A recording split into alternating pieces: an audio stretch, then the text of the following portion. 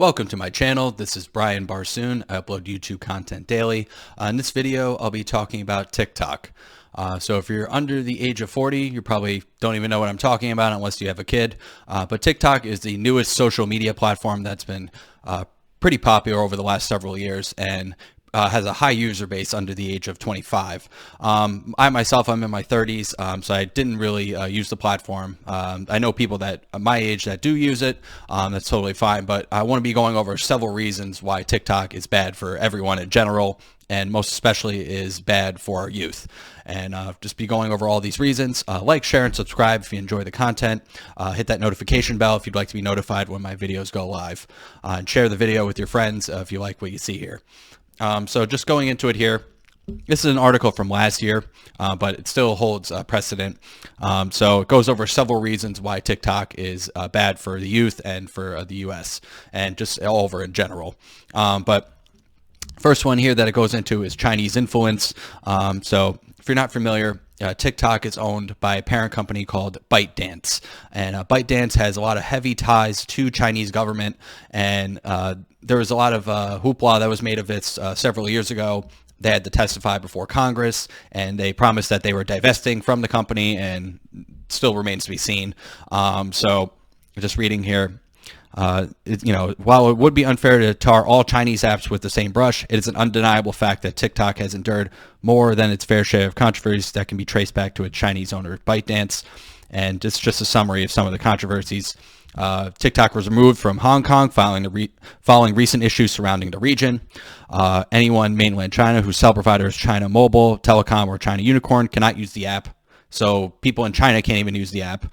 The U.S. government came within a whisker of banning it. This was what I was referring to in August 2020. Then former president at the time said he had evidence that showed ByteDance might take action that threatens to impair national security. And that's a big argument a lot of people claim, is that it's actually a national security threat. As you may or may not know, China is against the United States and a lot of their policies and wants to eventually overtake us as one of the main players in the world. And it's even so bad that the entire country of India banned it in June 2020 after government said it was prejudicial to sovereignty and integrity of India. So in the entire country of India, which is over 1 billion people, they're not allowed to use it either. So it's not like it's just one person screaming by themselves about this. This is pretty bad. It's also bad for your brain because if you've ever been on the platform or not familiar with it, everything is in very short, quick clips, 15-second clips. So obviously you're not going to really retain any of the information that's being said to you in 15 seconds. I mean, I could say a bunch of things really fast and really quickly, and here's the news. It's 15 seconds. Like, you're not going to remember any of that. Usually it's just for posting nonsensical things where people they scream or they're doing a challenge, and that's it. And usually you just remember, like, it's more for like memes. Like, I guess if you were doing memes, it'd be funny, but not really good if you want to retain information. I think it's more important, and this is what YouTube does really well, where you can have a longer video where, and it could be 5 minutes, 10 minutes, an hour, 2 hours, 3 hours. And that's where you're going to retain more information in a video, whether it's about video games, about news, politics, whatever. The longer it is, the more likely you're going to retain the information. So that's why I think having these short form things. Now, YouTube does do YouTube Shorts. So obviously they're trying to cut into the game, so to speak, with that. Obviously Instagram does this as well. So they're not, TikTok's not the only ones, and they weren't the first one to do this. But YouTube Shorts is similar to that. It does that as well. But, 15 seconds. And it has to do with more the development of the child's brain, because more than 60% of users are under 24. And even if you're 18 or 19, your brain's still not fully developed. And if this is, your reality is being warped and your perception of what you see in the world is only in 10, 15-second clips, it's going to affect you regardless. And then now the next one, moving on to censorship, the moderation, just not even the fact that, China owns it is scary enough. But the moderation, that the way they handle things is terrible. So for instance, the problem surrounding the removal of tags has led some already marginalized communities to become even more excluded. Obviously, we like diversity and inclusion. That's what the United States is. It's a melting pot of people. So anyone who's being excluded is not good. and there's no lists of banned words or phrases. So literally, you can just say whatever you want. You could just say anything. I'm not going to repeat what things you could say because this is YouTube and they don't like certain things, rightfully so. But you can let your imagination run wild there as to certain things that could be said. And it refers to March 2020. The Intercept, which is a news company, got its hands on some internal TikTok documents that said moderators need to suppress posts by users who were too ugly, poor, or disabled. So obviously, it shouldn't matter what you look like. That's the most ludicrous thing ever, and we all agree to that. So that's pretty ridiculous. And then the next one's obviously talking about challenges. There's the ALS Ice Bucket Challenge. There's been so many challenges. You can go on for days. But obviously, most of them are kind of ridiculous, and you shouldn't do them. Some of them are okay, but when you only see the 10 to 15-second clips of these challenges, then you're not going to understand what the context of it was. You're just going to see the challenge, think it's funny, and then try to do it with yourself. And also, they're probably not putting "do not try this at home," obviously. So, it's just creating this open field of where people can just do the challenge, and TikTok will just be like, oh, well, it's not our fault, so it doesn't matter. I guess this is a new one, the penny challenge, which you drop a penny between a wall socket and a plug. Are you serious? What? Oh God! Like, does nobody understand about electricity and pennies? Originally were made of copper. I don't know what they're made of now, but it's metal. You don't put metal and electricity together. Hello. But when you're young, you don't understand these things. As you get older, you would understand that thing. Obviously, that's why they tell you not to stick a fork in an outlet, but, things like this happen. And I guess the Devious Licks Challenge is another one. Oh, steal or vandalize school property. Yeah, great. So now, these challenges are actually telling people to break the law. And these kids don't know any better. So, I mean, I don't blame them entirely, but, all of this makes TikTok entirely inappropriate for kids, and yet they keep using the app, of course. And the message of this isn't to to go and yell at your kid and just rip TikTok out of its hand. I'm not telling you to go do that if you're a parent, but because obviously the kid's just going to do it even more. They're kids. That's what they do. If you tell them to not do something, they're going to do it. We were all children. We all did it. It's pretty obvious, but this, and if you're someone that's younger watching this and you're like, oh, this old man, oh, he's got gray beard, oh, whatever. But I'm just telling you for your own good, man. I'm not, I just want to look out for you. I'm not trying to, say I'm like old man yelling at old man yelling at cloud here, but just trying to go over the information. If you're still with me, thank you for tuning in this far into the video. By the way, speaking as we're talking about short attention spans, I don't know, we're a couple minutes in here already. So, but next one is data collection. For better or worse, most users now accept that all apps on their phones track us in some way. Right, that's true. But social media is one of the worst ones, but TikTok will take it to a new level. So in its privacy policy, TikTok says that it collects the information you provide in the context of composing, in the context of composing, sending, or receiving messages. So if you're writing something out and then you're going to reply to somebody, and then you write it, and then you take it back. We've all done that. I'm going to text this person, never mind. Or I'm going to send this message, never mind. They're tracking that. So what that means is they're tracking your keystrokes. So everything that you're doing. So writing a message to friends, even if you never hit the send button. And it also requests what kind of phone you have, your screen resolution, your current operating system, your phone number, email address, location, keystroke patterns, and even contact lists. So what aren't they getting? Geez, that's like everything. Like pretty much. I think the only thing they don't know is what I had to eat. I'm sure if you're a foodie, you probably post that anyway. So they probably know that anyway. So it's like they pretty much know everything. So it literally is a danger to your privacy. You're just giving everything away, and you're not giving it away to the U.S. government. You're giving it away to the Chinese government. So that should pause for concern there. So, taking a look at here, security issues, it talks about hackers. Obviously there's always hackers in any form, but the fact that, they could be taking your information and then selling it to an adversary like China, that's not good. You know, we don't want that. And then it does talk about, there's no shortage of research on how, social media is bad for your mental health, which I'm going to get into in a moment here. It does do a lot of damage to your brains. That's why you need to take a break. We're, in the last 20 years, it's been almost a generation now of having the internet into a high extent where everything we're doing is just, boom, boom, boom, rapid.